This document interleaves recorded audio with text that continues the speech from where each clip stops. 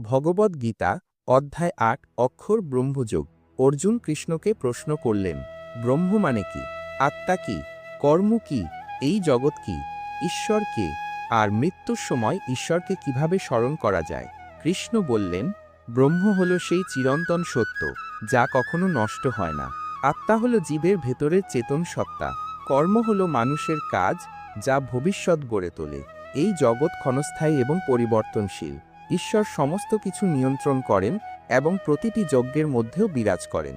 যে ব্যক্তি মৃত্যুর সময় যাকে মনে করে, মৃত্যুর পর সে সেই রূপই পায়। যদি কেউ মৃত্যুর সময় ঈশ্বরকে মনে করে, তবে সে ঈশ্বরকেই লাভ করে। যারা নিয়মিত ঈশ্বরকে মনে করে, ভক্তি ও ধ্যানের মাধ্যমে মনকে স্থির রাখে, তারা মৃত্যুর পর ঈশ্বরের চিরস্থায়ী জগতে যায় এবং আর জন্ম নেয় না। এই পার্থিব জগতের ওপরে আছে একটি চিরন্তন জগৎ। সেখানে ঈশ্বর নিজে থাকেন। সে জগৎ কখনো ধ্বংস হয় না। যে সেখানে পৌঁছায় সে চিরকালের জন্য মুক্তি পায়। মৃত্যুর পর দুটি পথ আছে। একটি হলো আলোর পথ, যেখানে যাত্রা করলে আত্মা মুক্ত হয়। অন্যটি হলো অন্ধকার পথ, যেখানে আত্মা আবার জন্ম লাভ করে।